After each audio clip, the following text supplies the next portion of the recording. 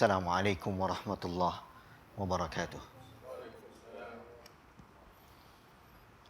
Innal hamdalillah nahmaduhu wa nasta'inuhu wa nastaghfiruh wa na'udzu billahi min shururi anfusina wa min sayyiati a'malina. Man yahdihillahu fala mudilla lahu wa man yudlil fala hadiya lahu.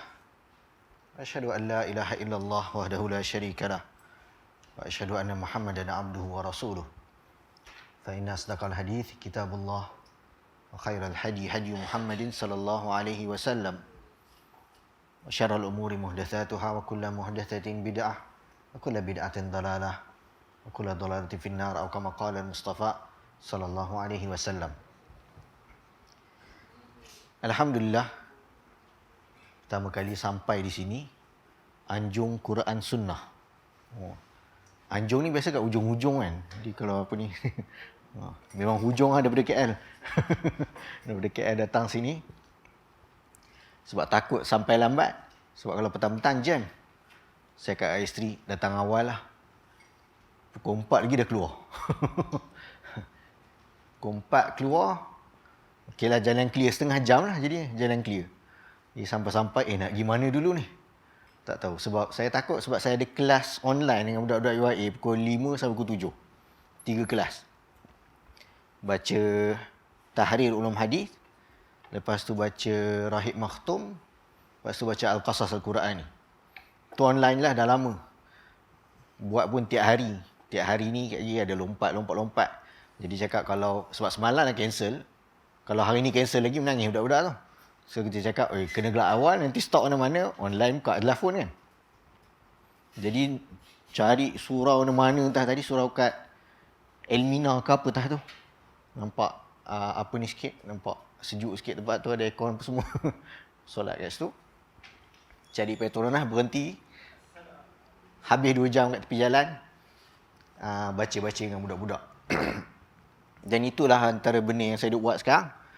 Okay, lepas bila saya berhenti kerja tahun 2016, buat keputusan sambung master, dan dalam keadaan saya asalnya bidang kejuruteraan, masih degree grad 2009 jurutera engineering. Memang tak kerja engineering dah lah. Okay, biasalah budak-budak engineering yang tak berapa engineer sangat. Jadi lepas tu dapat peluang belajar bahasa Arab sana sini. Dan tiba-tiba UIA ni jenis open sikit. Dia bagi, nak sambung bidang lain boleh? Boleh. Tapi nak kena ambil belajar subjek-subjek undergrad juga. Seolah-olah kita kena masuk undergrad dulu kejap, ambil subjek-subjek undergrad, belajar ulum Quran, ulum hadis, belajar semua subjek-subjek asas, baru ambil subjek master. Sebab tu jadi lama. Master saya ambil Quran Sunnah 5 tahun, baru selesai. Okay. Tapi nak ditakdirkan, maknanya Allah murahkan rezeki bila berhenti kerja, sambung belajar. Okey, 8 tahun tak dapat anak. Okey, lepas tu habis 5 tahun dalam keadaan tak kerja, maknanya Allah murahkanlah rezeki. Okey, zakat dapatlah, orang bantulah apa semua. Dan 5 tahun itulah kita belajar macam-macam. Masuklah kelas sana sini, belajar dengan syekh itu, syekh ini. Okey, dan antara yang dibuat sambil belajar, sebab kita belajar sendiri tak erti. Baca buku sendiri, mengantuk, tidur kan. Biasalah student. Jadi cakap dengan budak-budak UIA, jom kita baca kitab sama-sama. Startlah buat kelas ulum Quran, ulum hadis apa semua. Termasuklah kitab yang kita nak bincangkan ni, iaitu At-Tibyan fi Adabi Hamalatil Quran. Alhamdulillah, 2 atau 3 kali kita orang khatam. Mana habis, lepas tu baca balik, habis baca balik. Buat kat tempat lain pula, dan mestilah banyak silap, banyak apa ni, sebab kita bincang sama-sama kita sambil telefon ustaz tu, tanya ustaz ni, dan alhamdulillah, dan kali ni ada peluang pula, maknanya untuk ulang baca balik. Okey, untuk saya maknanya tambah baik kualiti, fahamkan balik, nampakkan balik, dan dalam keadaan pula dah selesai master ni, kita cuba cari kerja sana sini tak dapat. Kita sambung buat kerja ni lah. Okey, kita sambung buat kerja ni. Kita berkongsi, dan saya tetap meletakkan kedudukan saya. Kita tak adalah banyak sangat kuliah macam ustaz-ustaz lain. Walaupun Ustaz Mustafa bagi nombor ni, cakap memang tak sampai lah level Ustaz Mustafa tu. Atau Ustaz apa lagi kat sini, Ustaz Zahiruddin lah. Ustaz Luqman. Ustaz Luqman. Jadi itu semua memang pakar-pakar dalam bidang masing-masing. Masing-masing ada buku masing-masing. Saya tak ada buku, saya ada Telegram. Saya ada channel Telegram. Ada akaun Facebook yang tak ada orang baca. Tapi adalah tempat kita menulis. Ada tempat kita menulis, kita terjemah. Okay, dan antara benda yang aktif saya buat, maknanya kalau dekat online tu, saya suka buat nota-nota pendek-pendek. Okay, saya letak hashtag kat situ, Bro Sharif Shares. Jadilah kita ni macam brother lah. Dah duduk UIA kan, semua orang panggil brother. Okey, lepas tu kita ni pula dulu bukannya bidang agama. Jadi macam baru masuk Islam, Allah brother. Macam baru masuk Islam lah. Kalau nampak brother Firdaus Wong tu, so anggaplah saya macam tu. Okey, bukanlah kita dulu ni sekolah agama apa semua, tapi belajar. Dapatlah baca-baca sikit, kita berkongsi. Jadi bukanlah bila datang ke tempat-tempat macam ni, saya bercakap, kita jadi kalau boleh dia macam ada perbincangan, berbual kan. Jadi macam dan harapnya tak pelik lah kalau saya tanya soalan ke apa ke, tanya pendapat ke apa ke. Jadi sebab, yelah kalau jadi kes juga, kalau kelas-kelas online, saya bercakap seorang-seorang, setengah jam saya yang mengantuk. Saya yang mengantuk. Cakap, saya pula yang marah budak-budak tu. Korang senyap je kenapa ni? Tanyalah soalan ke apa ke. Okey, tapi kat sini ni, sini semua tak berani saya buat macam tu. Okey, dan ini antara usaha-usaha yang berterusan. Yang saya harapkan maka adalah juga bahagian-bahagian yang kita boleh bagi tahu di akhirat nanti adalah benda-benda aku kongsi. Dan taklah bermaksud saya kat sini dan yang lain kat situ, maknanya kat sini bagus, kat sana tak bagus. Okay, saya pun duduk kat sana, saya pun boleh tertidur juga dengan saya sendiri bercakap. Jadi, saya pun tak dapat nak jamin. Okay, kadang-kadang rasa macam kita nak ajak bincang, tapi bila dah cakap seorang-seorang, dia jadi ceramah juga. Dia jadi ubat tidur juga untuk ramai orang. Saya nak jadikan dia betul-betul lawak ke apa ke, banyak juga benda-benda yang ulama-ulama bincang ni, benda yang tak boleh nak dibuat lawak. Jadi macam, kalau aku nak buat lawak benda ni, mungkin lah kat surah tempat lain, ustaz-ustaz lain selama je buat lawak, kita tak nampak ni lawak. Jadi ada part-part yang mungkin terpaksa serius lah. Ada part-part yang terpaksa serius, tapi dalam masa yang sama, kita tak menegaskan bahawa apa yang kita sebut, semuanya mesti betul, mesti dengar, mesti percaya, tak boleh dipersoal, tak boleh ditanya. Boleh, semua benda boleh kita lakukan, selama mana itu dalam luang lingkup perbincangan kita kat sini. Kalau tak, sampai bila kita tak belajar? Bila kita tak, maknanya bincangkan. Betul ke cakap macam tu? Kenapa orang lain cakap macam ni? Kenapa kita cakap macam ni? Kenapa ada perbincangan-perbezaan dan seumpamanya? Maka semua tu boleh dipersoalkan dan saya juga tak akan menjamin saya mempunyai jawapan pada semua persoalan. Okay? Dan lagi best jawapan yang paling saya suka adalah tak tahu. Sorry. Macam mana? Okay? Itulah sedikit sebanyak. Jadi biasanya panggilan yang saya selesa adalah Bro Sharif lah. Okay, dan saya memang orang yang tak boleh nak pakai kopiah. Okay, saya tak tahu kenapa. Maknanya kalau pakai je angkat dia banjir. Sebab jenis 40 kepala tu. Dan saya sebenarnya ada rambut tapi selalu dicukur. Okay, cuma tak adalah selebat dia ni cantik macam rambut orang lain. Okay, so masuk pula dalam rakaman lain, lupa. Dan apa lagi yang penting sekarang ni, umur pun dah dekat 4 series lah. Anak pun dah 2, nak masuk 3. Apa lagi? Dan kitab kita, tanpa meninggalkan masa lagi, kitab kita At-Tibyan fi Adabi Hamalatil Quran, penjelasan tentang adab-adab orang yang nak bawa Al-Quran ataupun orang yang nak berinteraksi dengan Al-Quran. So, Imam Nawawi asalnya bila dia tulis kitab ni, dia memang tajuk orang yang hafal Quran lah. Okay? So kalau kita baca kadang-kadang penjelasan-penjelasan kat dalam ni, ni untuk orang hafal Quran ni, tak kena kat aku ni. Kenapa kita pula tak kena pula? Tak hafal Quran ke? Siapa kat sini hafal Quran? Fatihah pun tak hafal? Sedih. Fatihah kan Quran? Hafal lah? An-Nas, surah Lazim. Okay, yang memang kita baca 5 kali sehari tu kan. Tak ada surah lain yang kita baca kan. Qul a'udzu birabbil falaq, qul a'udzu birabbin nas. Adalah bagian Al-Quran hafal. Bolehlah, maknanya kena lah gak kita. Isunya kita tak cakap lah hafal keseluruhan Quran. Okey.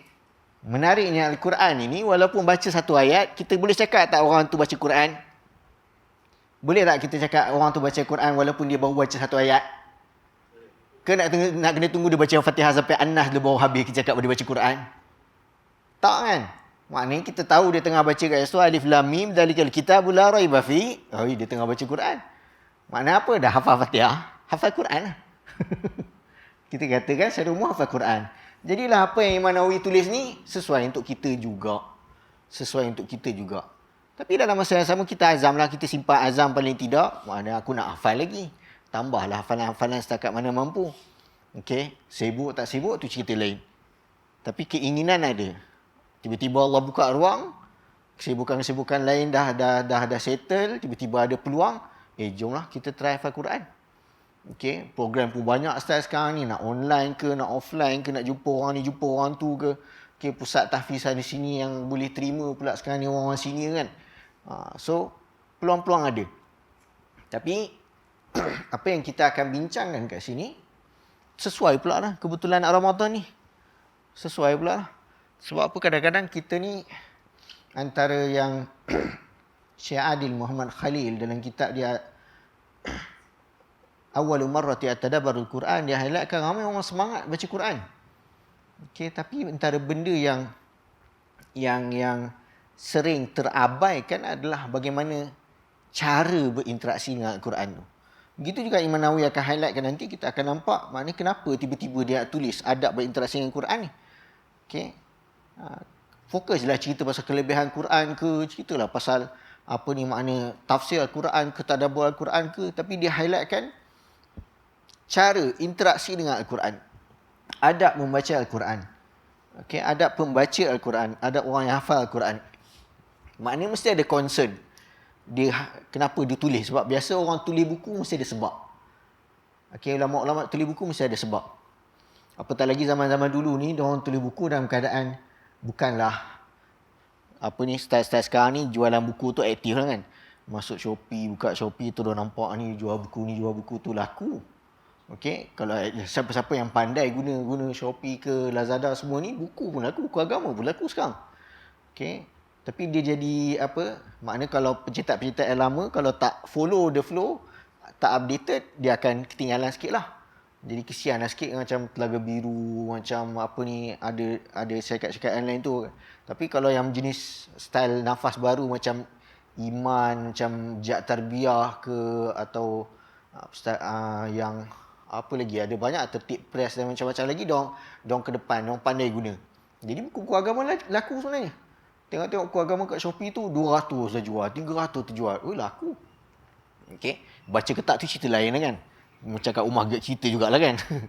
Rak penuh dengan buku kan, cakap baca ketak kau jangan tanya lah. Okey, yang penting aku dah beli. Yang penting dah beli. Okey. Jadi benda tu sama juga berlaku daripada dulu sampai sekarang. Jadi Imam Nawawi tak ada pun concern isu nak jual beli buku ke apa ke. Dia tulis maknanya ada benda, ada isu yang menarik perhatian dia. Aku kena tulis buku. Aku kena tulis sesuatu. Dan terhasillah buku ni. Kita akan nampak nanti. Cerita Imam Nawawi dulu. Ada selain daripada kitab ni, ada kitab-kitab lain belajar Imam Nawawi ni? Tak ada. Tapi Imam Nawawi kenal lah kan? Riyadhus Salihin ada. Riyadhus Salihin ada. So, kenal lah Imam Nawawi? Imam kampung mana? Imam Nawawi? Rawang? Oh, Nawa. Okey, Nawa tu tempat asal dia. Okey. So, Nawawi tu kira nama betul dia? Yahya. Ni tahu dah ni. Dulu tak apa, tak datang pun tak apa. Takut saya. Nama betul dia Yahya. Okey, nama betul Yahya. Sebab Nawawi tu refer kepada tempat dia lahir tadi tu, Nawa, dekat area Palestin. Okey, dan kemudian berhampiran dengan tanah Syam, kawasan masa tu luas. Okey, tanah Syam termasuk Palestin, Syria. Okey, jadi kawasan tu Nawa tu tempat dia lahir, jadi dia dinisbahkan An-Nawawi. Okey, nisbah ataupun boleh kata laqab jugalah, dinisbahkan kepada tempat dia lahir, tempat dia membesar tu yang nama Al-Al orang tu. Maknanya dia lepak dekat, kalau kat Gombak contoh, dia tinggal kat situ 4 tahun. Paling minimum kata sebahagian ulama, letak Al-Gombaki. Okay, so Al-Sungai Buluhi tak sedap. Tak sedap bunyi dia. Okay, so kita biasa dengar kan, ada Ar-Rembawi lah apa semua. Jadi Nawawi sebab dia lahir. Lahir boleh dengan menetap kat situ lama. Okay, sebab tu Imam Nawawi juga dia panggil Ad-Dimashqi. Sebab dia menetap lama dekat Damascus. Okay, dekat Damascus. Al-Payajarasi, tak sedap. Al-Payai ke? Okey, cubalah tanya mana Ustaz lain ke apa perkataan sesuai kat sini. Apa pun, Al-Imam An-Nawawi ni, kadang-kadang orang bila sebab nama tu yang popular, melekatlah kat anak kan. Macam mana? Kita pun tak tahu, orang lama pun tak tahu. Itu bukan nama betul dia, nama betul dia Yahya. So, kena bagi nama Yahya. Nak sama dengan Imam Nawawi kan. Tapi dah popular Nawawi, tak apalah. Tak apalah, tak ada masalah. Okey, tapi kalau tahu nama betul, bagi nama betul lagi sedap. Yahya bin Sharaf. Nama betul dia Yahya bin Sharaf. Saya Syarif, bapa dia Syaraf. Okey, Yahya bin Sharaf bin Murri bin Hasan bin Al-Husain. Okey, lahir tahun 631 Hijrah. Okey, tu kurun ke-7. Kurun ke-7. Meninggal pada tahun 676. 676 tolak 631. Sebab sikit lagi nak mengantuk, buka phone. Buka kalkulator. 676 tolak 631? 45 tahun. Dia hidup 45 tahun je. Okey. Dia 45 tahun, dia dah buat kitab ni. Tak tahulah boleh penuh ke rak-rak tu. Okey, 45 tahun. Saya dah 40 tahun, satu apa pun tak ada, Facebook je. Ya. Dia tak kahwin? Okey, boleh, ada alasan lah. Terima kasih bagi alasan untuk saya. Okey, dia bujang, dia tak kahwin. Dia tak berkesempatan untuk kahwin. Kita tak akan katakan mana-mana ulama yang akhirnya meninggal dalam keadaan tak kahwin kerana tak nak kahwin. Melainkan dia ungkapkan. Okey, kalau tak, mana kita tahu dia tak berkesempatan untuk kahwin. Antara sebabnya kenapa? Sibuk dengan ilmu. Sibuk dengan ilmu. Okey, orang macam Imam Nawawi ni, okay, daripada kecil lagi, so kita boleh kata ke talent ke apa ke, tapi Allah kurniakan kelebihan daripada dia. Daripada kecil lagi dia membesar dalam keadaan suasana ilmu. Okay, sampaikan ada babak-babak direkodkan dalam sebahagian riwayat menceritakan macam mana dia nak maintain baca buku, kawan dia duk kacau, dia tarik nak ajak main, dan dia menangis kerana dia ajak main. Anak kita anak kita menangis suruh tarik belajar kat rumah. Dia nak pergi main. Imam Nawawi menangis sebab dia ajak main, sebab dia sama baca buku. Okay? Tapi janganlah buat macam tu kat anak kita pula, bagi dia hilang ke anak-anakan dia pun tak perlu juga kan. Kita katakan biar dia jaga anak-anak, ada masa dia main, ada masa dia belajar, kita jadi hidup seimbang. Tapi Allah kurniakan kelebihan bagi Imam Nawawi, daripada kecil lagi kecenderungan dia terhadap ilmu tu kuat. Okey, sampai kan ada ulama nampak daripada jauh lagi cakap dia ni lahu sya'nun azim. Nanti ada sesuatu yang hebat akan berlaku pada diri dia ni. Jadi ayah dia dengar berita tu cakap, okey, kita kena bagi perhatian lebih pada dia ni, okey, pada Yahya ni, dan dia dilatih mengajar belajar Al-Quran, hafal dan seumpamanya, sampailah akhirnya dia membesar dan memang menjadi seorang alim. Okey, pendek ceritanya maknanya dia diiktiraf, dia dikenali ramai. Okey, dia menulis banyak buku. Okey, dan kemudian dalam keadaan dia punya cari ilmu tu, ada riwayat menyebutkan 2 tahun dia tak pernah benar-benar berbaring untuk tidur. Tidur dia atau atas meja macam tu je. Dan ada hari-hari yang mana dia, majoriti banyak hari ni dia hanya minum segelas air pada waktu pagi nak sahur, dan kemudian berbuka dengan roti. Dah. Macam kat kita, KFC, McD semua dah masuk dalam perut ni. Shopee Food hari-hari. Grab Food lagi. Shopee Food lagi. Semua benda dah datang sekarang ni. Saya sendiri terasa. Lagi Imam Nawawi, dia kalau ada kes dia pernah tertidur, dia baru tidur sekejap je, 5 minit ke apa macam tu, tiba-tiba terjaga. Lepas tu dia pergi cakap inna lillahi wa inna ilaihi raji'un qad dhahaba anni kathir minal waqt. Dia boleh cakap istirja tu inna lillah sebab apa? Dekat habis masa dah. Sebab dia tertidur tu. Kita bukan inna lillah, alhamdulillah dapat tidur kan. Tak kisahlah pagi, petang, siang, malam. Adakah orang-orang macam ni tak ada dah dalam dunia ni? Ada. Okay, percaya atau tak? Maknanya yang dedikasikan kehidupan ni untuk ilmu. Okay. Saya kalau baca macam ni, yang kita mampu jealous je. Dok bayangkan 5 tahun yang sebelum ni belajar-belajar tu macam dah bagus lah kan. Tapi tak. Okay, sebab kadang-kadang risau, mana aku nak cari duit ni. Kita fikir. Sebab zaman-zaman ni, hatta sekarang, maknanya Allah pilih orang-orang yang dedikasikan kehidupan untuk ilmu, Allah mudahkan bantuan-bantuan sampai kepada dia. Dia tak perlu risau pasal rezeki, tak perlu sebab apa, dia jadikan kehidupan ni untuk agama, untuk ilmu. Okey. Sebagaimana Nabi SAW pernah sebutkan, ada kes seorang sahabat ni datang jumpa Nabi, ada dalam kitab Riyadhus Shalihin disebut. Okey, riwayat tu sahabat tu mengadu kepada Nabi, aku punya adik ni dia asyik pergi kelas kau je. Dia tak tolong pun aku cari duit. Aku yang penat tukang sana kemari cari duit untuk dia. Aku pula yang kena habiskan duit untuk dia. Lepas tu Nabi cakap, boleh jadi kerana engkau menanggung adik engkau tu lah engkau dimurahkan rezeki. Dan nak bagi gambaran betapa berkatnya kehidupan mereka yang berusaha, yang dedikasikan kehidupan ni untuk ilmu, kena Allah permudahkan urusan-urusan lain sebab mereka memberikan fokus. Sebab ilmu ni antara benda yang saya ingatkan diri saya dengan hatta kawan-kawan kat UIA, okay, dan ramai yang lain, terutama yang tengah belajar, kita bagi tahu orang ilmu ni dia dengki. Dia dengki dengan orang yang bagi perhatian pada benda-benda lain. Dia tak nak serahkan diri dia kepada orang yang tak boleh fokus pada dia. Okay. Imam Nawawi ada sebut benda tu kat dalam ni, dan banyak kitab-kitab yang cerita pasal kelebihan ilmu tu akan highlight. Ilmu tak akan menyerahkan diri kepada orang yang tak akan berikan perhatian sepenuhnya kepada dia.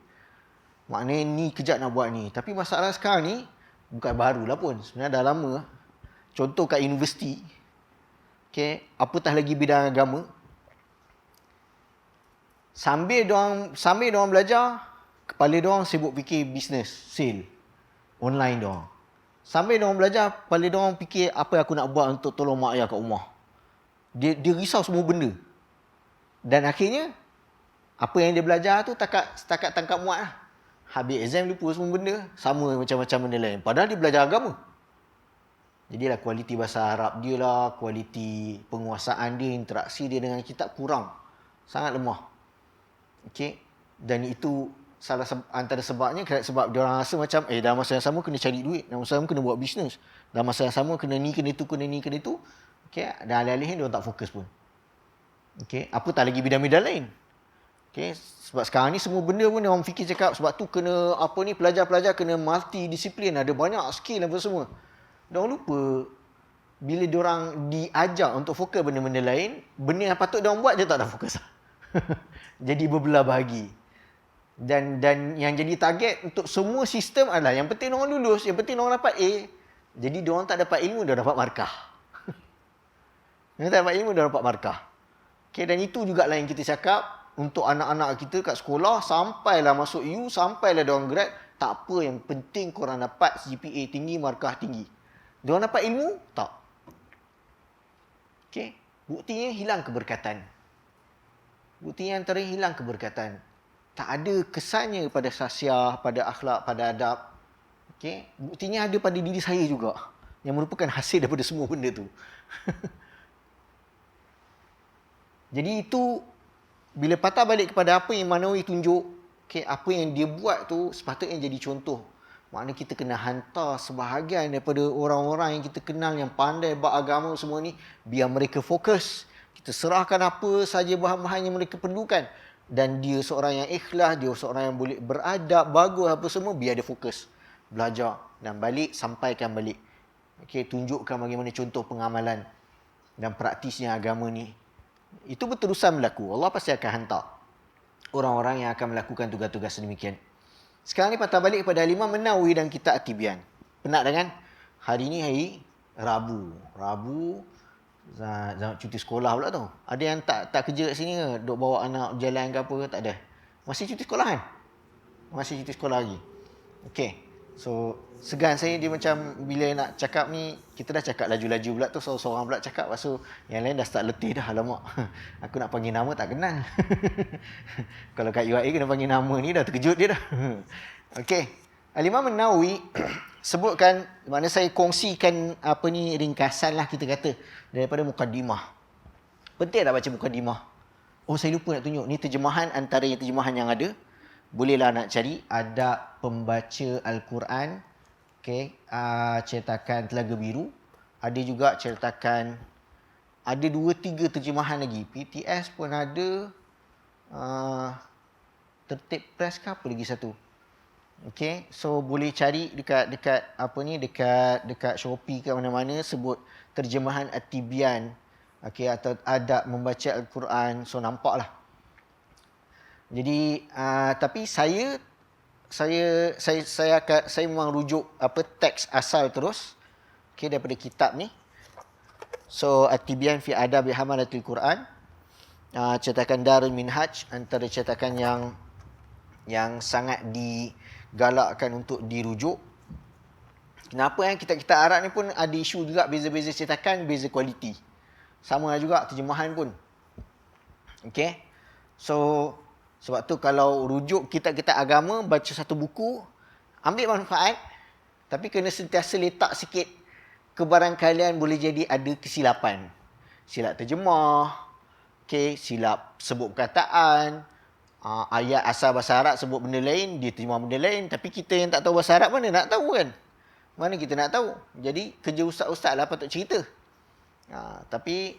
Dan kita juga tak aktif aktiviti membuat perbandingan terjemahan.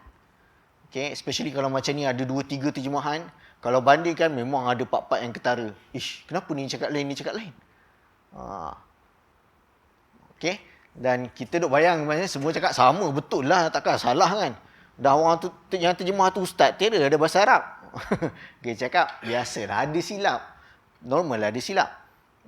Jadi bila tahu ada silap, kita betulkan lah. Dalam keadaan tak tahu ada silap, tak apalah dulu. Janganlah letak kita cakap percaya habis 100% macam kita percaya Quran pula. Ini bukan Quran. Jadi kita teruskan pada Muqaddimah. Imam Nawawi cerita apa dalam Muqaddimah? Dimulakan dengan beberapa pujian-pujian kepada Allah, selawat kepada Nabi. Dan Nabi ini bila sebutkan pasal Nabi, dia sebutkan sifat-sifat Nabi. Disebutkan sifat-sifat Nabi. Wa manna alaina bi irsalihi, Allah kurniakan kepada kita dengan mengutuskan Nabi kepada kita, iaitu sebaik-baik makhluk. Sebaik-baik makhluk Nabi Muhammad sallallahu alaihi wasallam. Dengan tujuan apa diutuskan Nabi? Imam Nawawi cerita sikit-sikit nak bagi gambaran pada kita, ingatkan pada kita Nabi diutuskan ni ada sebab, ada tujuan. Bukan sekadar untuk kita dengar nama dia dan selawat kepada dia.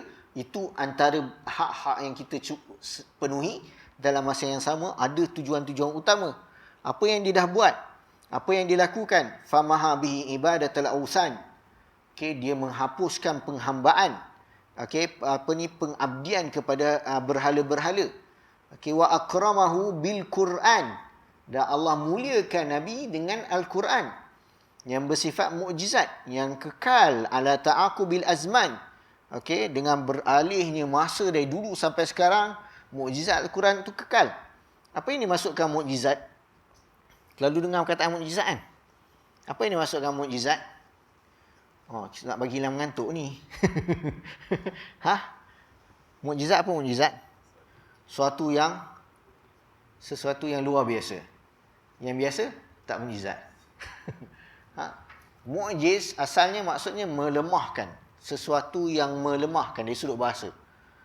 Tengok semua kat sini ada badan-badan saiz wrestling. So semua tengok mungkin dulu-dulu WWE, WWF kan.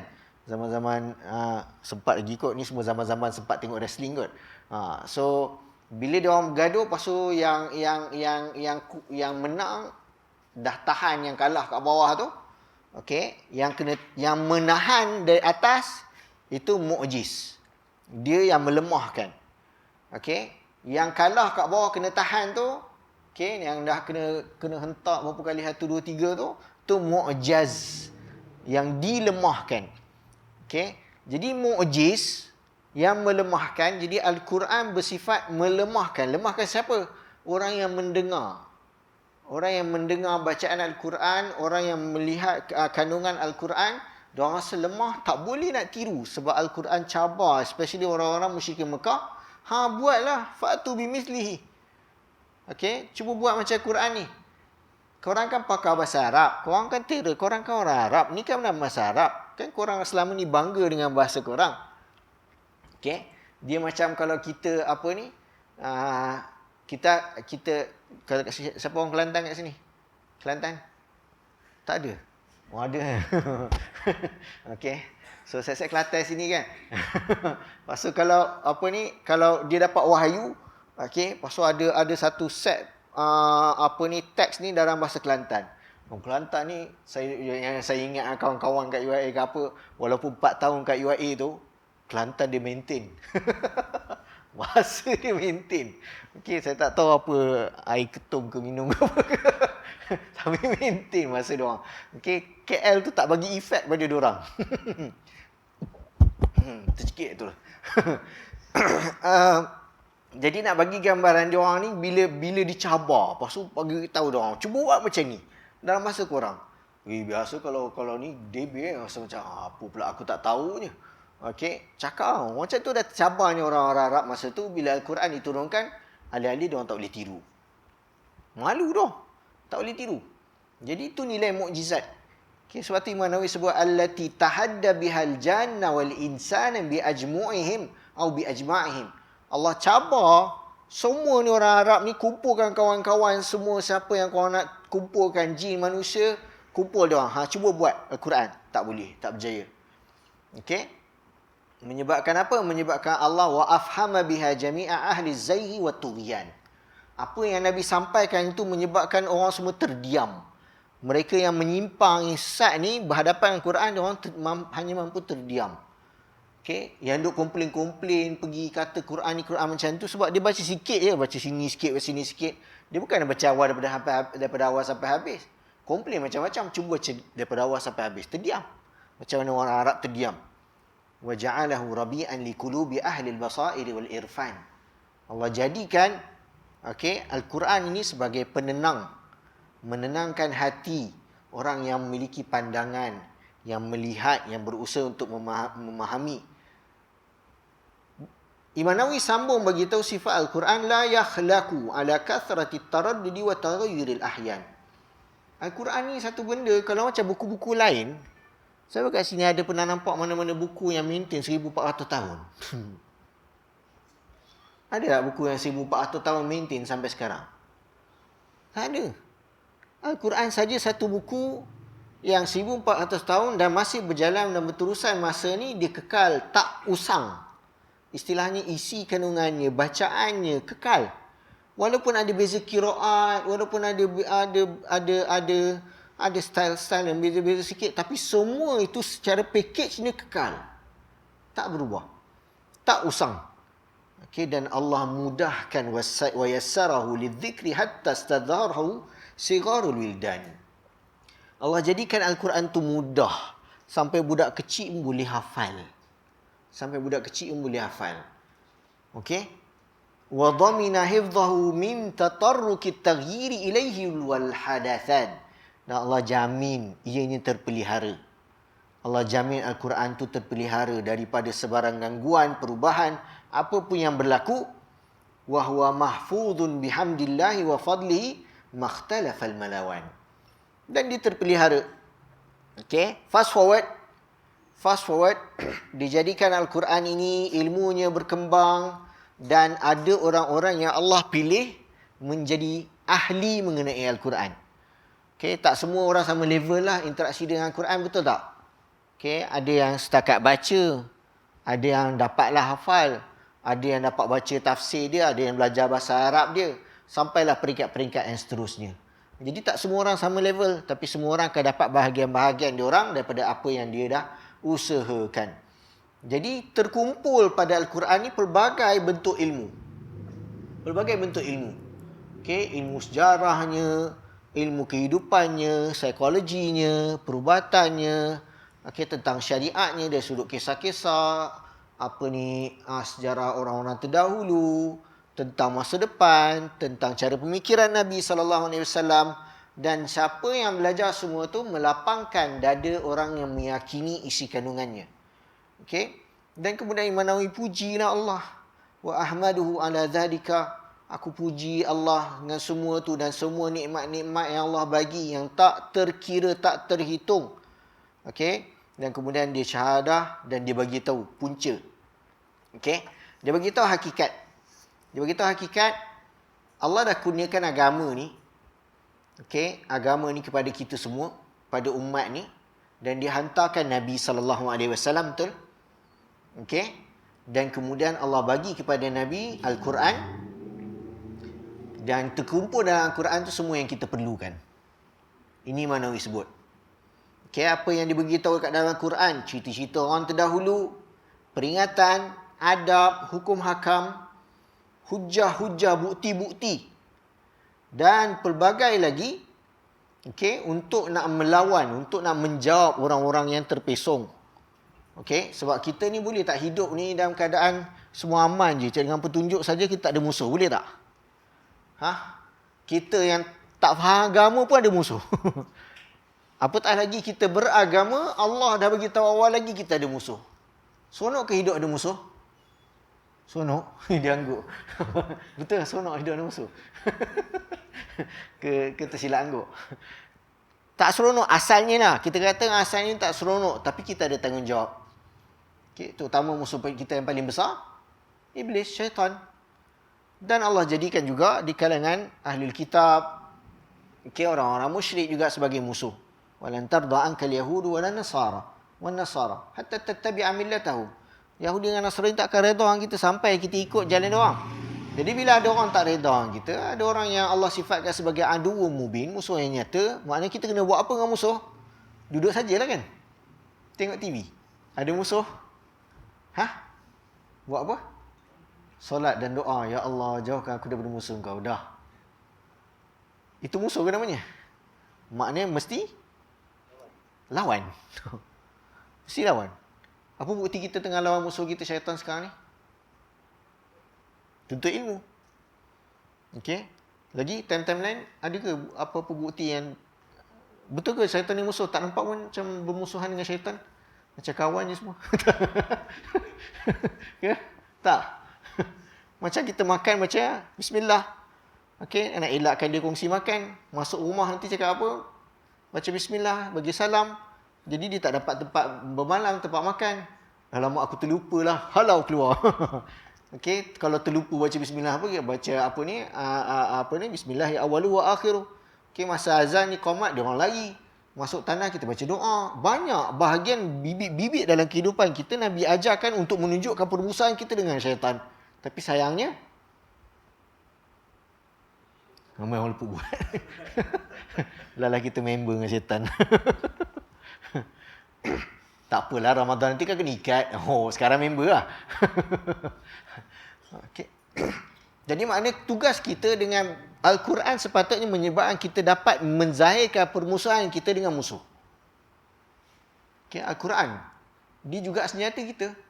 Selain kita juga meminta Allah lindungi kita daripada musuh. Itu pun perlu juga. Sebab tu kita baca A'udzubillahi minasyaitanirrajim.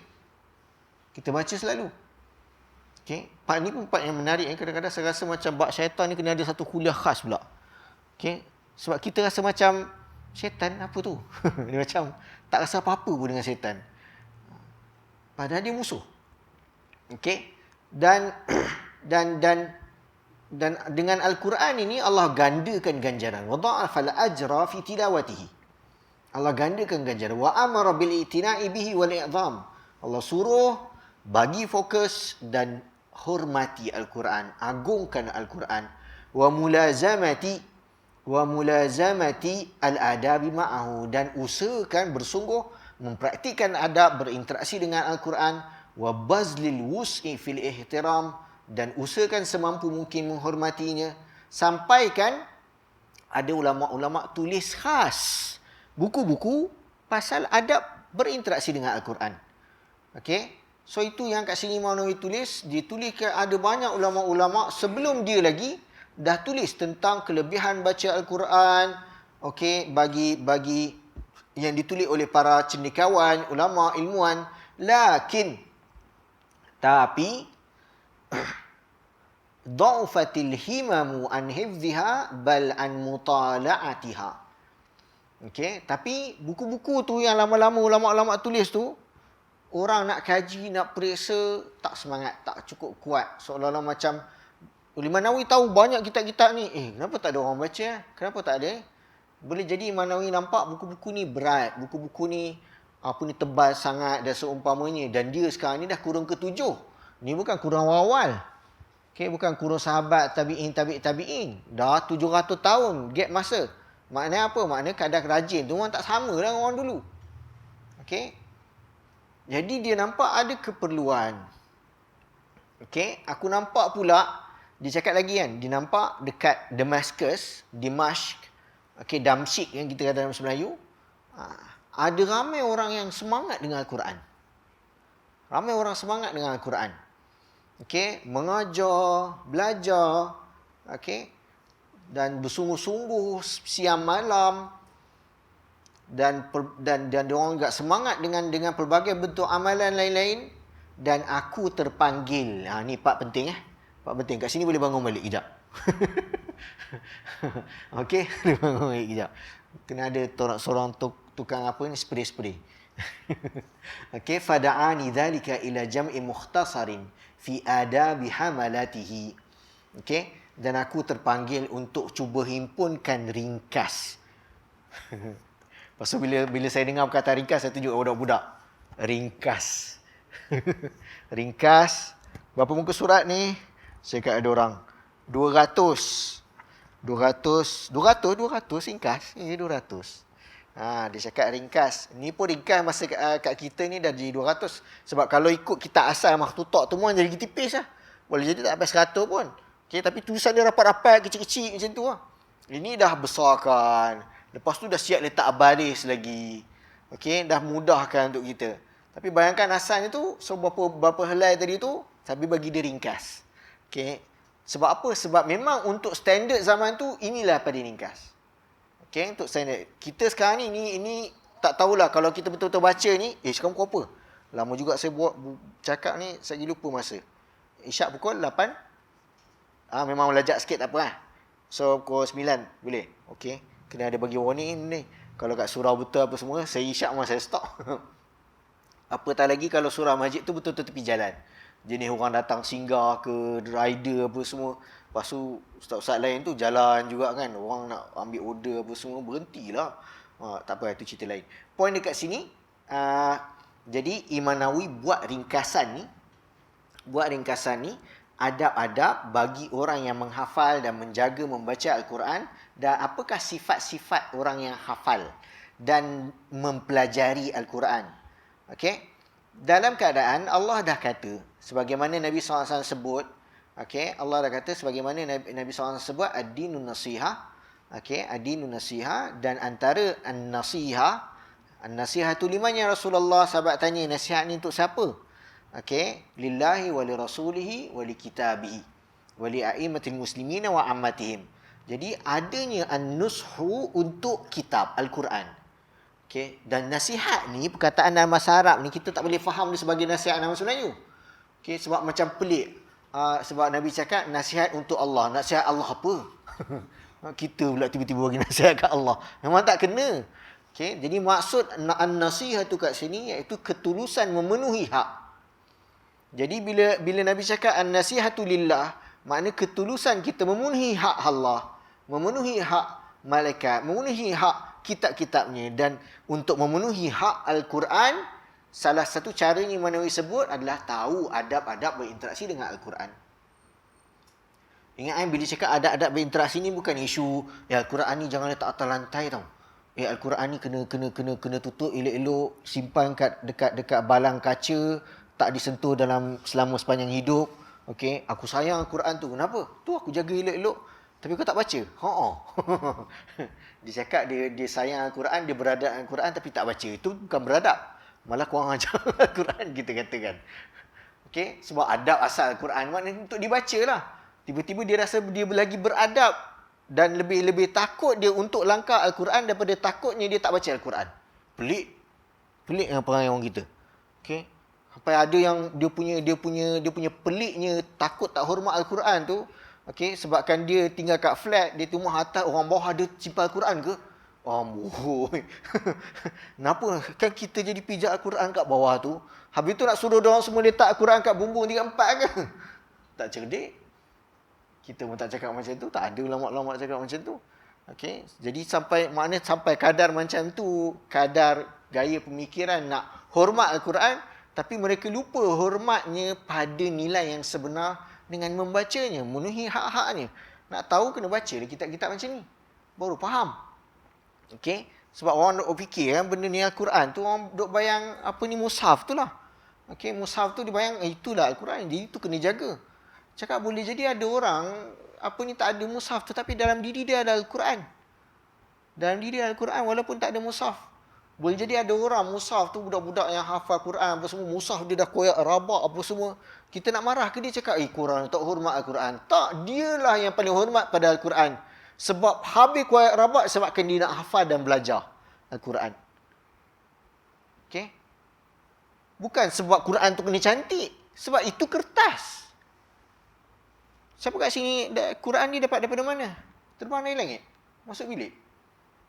Semua beli. Beli daripada mana? Daripada kedai. Kedai dapat dari mana? Kilang. Kilang dapat dari mana? Printing. Kertas, ink, semua tu. Okey, dibakar, terbakar lah. Campak dalam sungai tenggelam. Kena gunting, koyak dengan anak, apa semua hancur macam tu je. Tak ada nilai kalau tak dibaca. Tak ada nilai kalau tak dibaca. Sebab tu perlu kepada usaha untuk memahami apa sebenarnya adab berinteraksi dengan Al-Quran. Okey? Dan kat sini, Imam Nawawi sebut, aku cuba fokus bagi dia ringkas. Dia cakap macam tu dah 2-3 kali ni. Seolah-olah macam dia nak bagi tahu, dia macam nak bagi tahu ulama-ulama lain kawan-kawan dia, korang cakap panjang lah. Aku buat ringkas. Sebab apa ni, gelombang meringkaskan.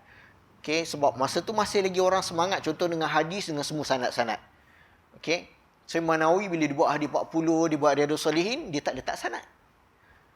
Tapi dia sebut dekat mukadimah, dia bagi tahu dalam keadaan sanad semua ni aku ada. Tapi dia tak letak. Sebab apa? Kalau tak, jadi kitab tu jadi panjang. Dan kalau kita buka kitab-kitab hadis, Sahih Bukhari, Sahih Muslim ke tebal-tebal macam tu kan, kita penat baca sanad dulu, pasal macam mana ceritanya. Tak sampai-sampai lagi ni. Imam Nawawi jauh ke depan, dia fikir, aku nak semua orang dapat manfaat dengan cerita. Sanad-sanad ni, orang yang belajar hadis ke, sama orang belajar apa ni, nak faham jarah ta'adil ke, bab penilaian sanad apa semua tu, orang yang takhasus, orang yang berpengkhususan, tak apalah. Tapi semua orang ni nak juga ke tahu pasal sanad. Nak ke dengar nama Sufyan al-Thawri lah, Ibnu Uyainah lah, Abdul Rahman bin Mahdi lah, Al-A'mash lah, Ad-Dari lah, semua nak tahu ke? Tak kenal ni. Kita kenal orang kampung kita orang je.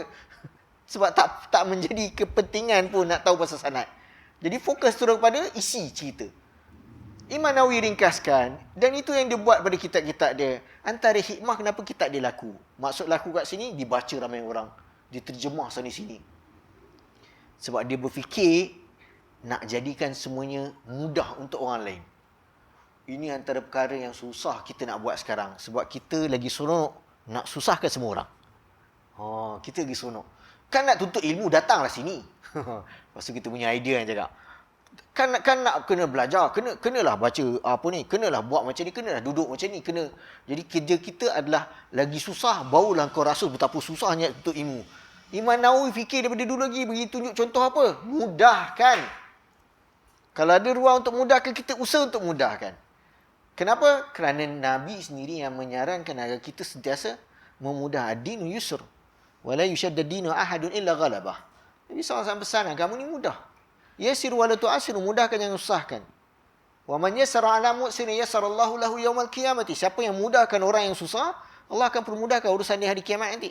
Kita buat mudahkan orang tu part-part yang kita pilih je. Part-part yang kita dulu rasa susah, itu aku tak nak mudahkan. Sebab dulu aku rasa susah. Yang tu aku pun nak kau rasa susah juga. Salah. Kau macam tu. Itu utamanya dalam urusan agama, kita mudahkan. Kita mudahkan nak cari tempat senang, nak cari nak ke sini, nak buat urusan ni, nak buat urusan tu senang. Hanya semata-mata kita susah dulu, bukan kelayakan kita nak didik orang dengan menyusahkan orang, kecuali kita cikgu dalam kelas, dalam satu sistem pendidikan, itu cerita lain. Tapi ini kita nak jadikan orang-orang dapat belajar, dapat beribadah, dapat tuntut ilmu, maka makin kita permudahkan, malah makin banyak. Dan nanti orang semua naik lemak, budak-budak ni apa semua, itu cerita lain. Itu orang tu. Maknanya itu kita juga bandingkan diri kita. Kita sekarang ni, kita berusaha bersungguh-sungguh untuk menuntut ilmu ataupun tidak. Okay? So, patah balik Imam Nawawi cakap tadi apa? Aku usahakan untuk dia ringkas. Aku elakkan dia panjang-panjang. Setiap bab tu ada part-part tertentu saja. Sebab kalau dicerita panjang, dia akan jadi macam kitab Al-Majmu' Syarah Muhadzab. Kitab Al-Majmu' Syarah Muhadzab tu, bahagian mukaddimah tu ada hampir semua poin-poin yang sama, tapi lagi panjang. Satu jilid. Tebal. Okay? Dan aku letakkan maklumat-maklumat ringkas tentang adab pada sebahagian bab, dan aku letakkan tanpa sanad riwayat-riwayatnya. Okay? Dan kalau dalam keadaan wa in kana asaniduhu indi, dalam keadaan sanad sebenarnya aku ada. Okay, dia kena bagi tahu tu juga, sebab dia tahu nanti ustaz-ustaz lain semua condemn tentang kau tak ada sanad tu kan, sebab tu kau tak letak kan. Tak, dia bagi tahu aku ada sanad-sanad tu. Kalau nak aku nak. Okay, tapi aku nak fokus kepada sumber utama. Fa inna maqsudi at-tanbihu ala asli dhalika. Tujuan aku nak fokus pada pesanan asal yang disebutkan. Wal isyaratu bima adhkuruhu ila ma hadaftu mimma hunalik. Dan aku tunjukkan isyarat apa yang aku dah padam tu, aku bagi tahu. Wasababu fi ithari ikhtisarahu ithari hifdhahu wa kathratal intifa'i bihi wa intisyarih. Wa intisyarah. Dan sebab kenapa aku ringkaskan, ingat ni, sebab kenapa dia ringkaskan, kenapa ni ringkas, tak ada sanad, kenapa pendek-pendek, aku nak hifdhahu wa kasratal intifa'i bihi wa intisyarahu. Aku nak ia dihafal. Kitab ni dihafal. Hafal ni 200 muka surat hafal. Dia nak hafal dan banyak orang ambil manfaat dan ianya tersebar. Dan apa yang dia nak tu dah berlaku. Sedang berlaku sampai sekarang. Semoga sampai bila-bila. Okey, dan kemudian dia bagi tahu sikit. Perkataan-perkataan pelik yang ada dalam kitab ni pelik bagi orang Arab. Kita semua ni pelik. Sebab ni bukan bahasa kita. Tapi Imam Nawawi tambah sikit. Kat hujung aku ada letak bab. Okey, aku jelaskan perkataan-perkataan yang orang Arab sendiri tak faham. Okey. So tu dia bagi tahu, tak tahu kenapa kat ujung dia bagi tahu macam tu, seolah-olah dia bagi signal pada penuntut ilmu. Okey, ada perkataan-perkataan kau dah tak faham nanti kan. Okey, nanti kat ujung aku cerita. Okey, habis. Okey. Oh, aku sebut juga hadis-hadis. Hadis-hadis aku bagi tahu yang mana sahih, yang mana yang tak. Okey. Dan ada jugalah riwayat-riwayat yang lemah sikit, dan dibincangkan juga isu bolehnya beramal dengan hadis dhaif dalam tujuan galakan untuk beramal. Okey, galakan untuk beramal. Baru betul habis. Alhamdulillah. Okey, ada 10 bab semua sekali. Ada bab pasal keutamaan membaca Al-Quran, ada bab kelebihan Al-Quran dan yang membacanya berbanding orang yang tak baca Al-Quran. Okey, bab tentang memuliakan ahli Al-Quran dan larangan menyakiti mereka. Okey, bab adab orang yang mengajar dan belajar Al-Quran. Kelima, bab adab orang yang boleh kata membaca, menghafal Al-Quran.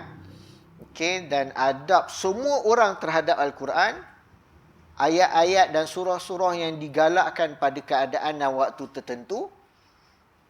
Kesembilan, isu penulisan Al-Quran. Okey, dan memuliakan mushaf. Dan barulah bab yang terakhir, bab ke-10, tentang lafaz-lafaz yang ada dalam kitab tu, diletakkan penjelasan. Habis mukaddimah. Ada apa nak tanya?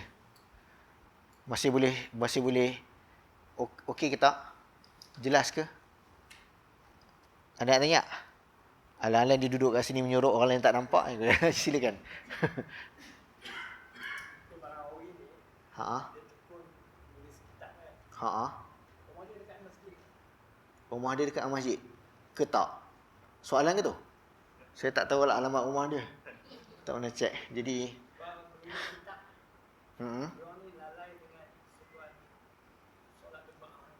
Allahu alam. Itu memang ada lah sebahagian cerita. Tapi kita itu bukan fokus kita lah kat sini. Bolehlah kita nak cuba check.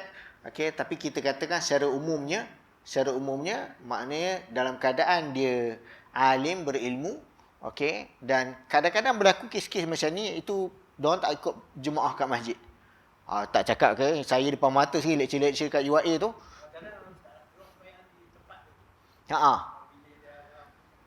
So kita semua ada kita kandah lalu.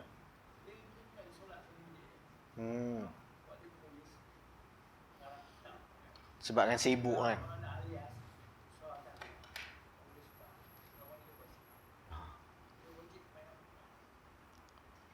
Okey. So itu isu apa ni? Isu ni. Silakan soalan seterusnya.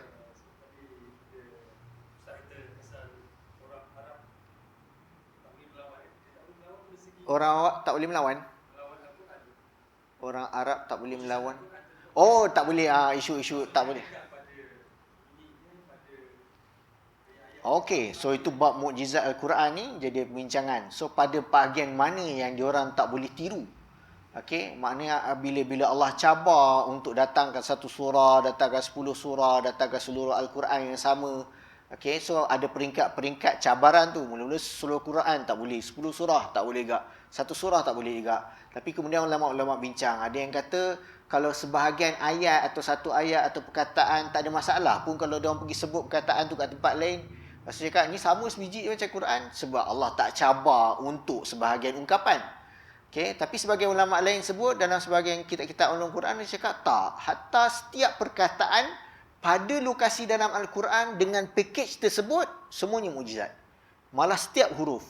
Sebagaimana setiap huruf alif, lam, mim pada kedudukan itu yang pertama dalam surah Al-Baqarah tak akan dapat ditiru oleh orang lain untuk buat benda yang sama di awal perkataan, di awal. Cubalah kita bayangkan ada surat khabar, starting awal-awal surat khabar tiba-tiba BQM.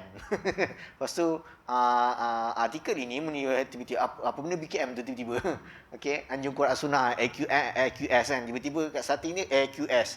Tak, bahasa Arab pun tak boleh. Artikel dalam bahasa Arab ke orang tulis tesis ke orang tulis apa ke tak boleh tiba-tiba kaf mim nun tiba-tiba je.